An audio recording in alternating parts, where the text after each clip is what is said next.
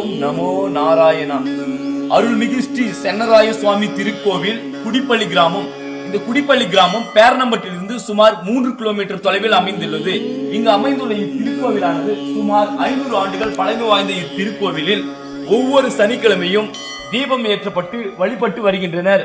இந்த பகுதியை சுற்றியுள்ள கிராம பொதுமக்கள் அனைவரும் வார வாரம் இந்த மகா தீபம் ஏற்றப்படும் நிகழ்ச்சியில் கலந்து கொண்டு உங்கள் அனைவரையும் பெருமாளுடைய அருள் பெறுமாறு அன்போடு அருள்மிகு ஸ்ரீ சென்னராய சுவாமி திருக்கோவில் நிர்வாகம் சார்பாக வருக வருக என அழைக்கின்றோம்.